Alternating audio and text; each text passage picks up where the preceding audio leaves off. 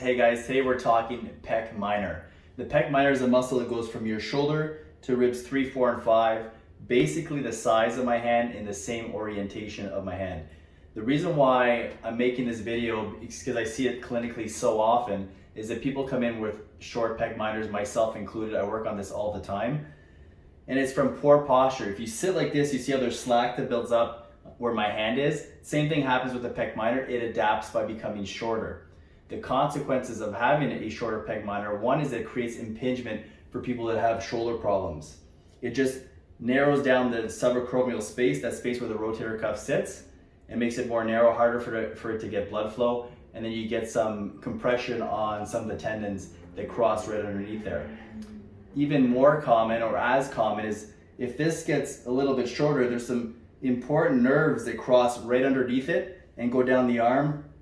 Hello golfer's elbow, hello tennis elbow, carpal tunnel syndrome, and numbness in those fingers. The list actually goes on, there's even more than that. But if you have any of those symptoms, whether it's any of those or shoulder impingement, this is going to be relevant for you. If you don't have one of those and you're stuck working at a computer all day like most of us, this is also relevant. So one soft tissue technique, one stretch. Stick around, I'll show you how it's done.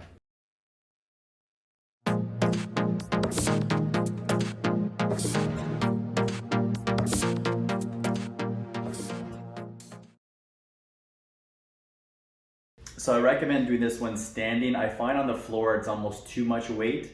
So remember the orientation of the muscle. So the lacrosse ball goes anywhere from where the fingers are to the palm. The palm would be more of the muscle belly, the fingers more of the tendon. I find this the sweet spot, but you can totally work all of this territory here. I realize I'm gonna be blocking the view a little bit. I'll show you another angle, but you just place it underneath here. You lean into the wall. So you create a bit of an angle. I wouldn't be completely upright. You gotta have a little bit of weight into it. And then I just drop my arm, and then I'll do little circles, go up and down a little bit. You're gonna find some spots that are tender, and then you're gonna hang out here for about 2 or 3 minutes and see how it feels. After this is done, that's where the stretch that goes with it works really well. So you break down the muscle a little bit, and then you stretch it out. Now it is important that you have a corner of a wall. If it was just flat, your face would be like this. You're gonna be kind of wrenching your neck backwards. So you need a corner. You place it in that same spot, you lean forward, and then you do your 2 or 3 minutes this way.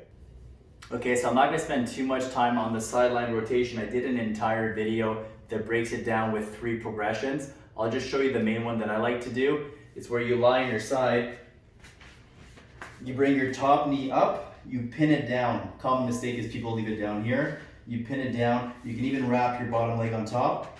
And then your whole body, including your head, turns. And then you gotta have your arm up. By the sides, a little bit different. You're gonna get more pec major. I want that pec minor, that same orientation I talked to you guys about. Here, and then some deep breathing. Every breath out, it's gonna lengthen a little bit more. And the progression from that would be holding maybe 2 pounds in your hands. Only do that if you don't have a shoulder problem.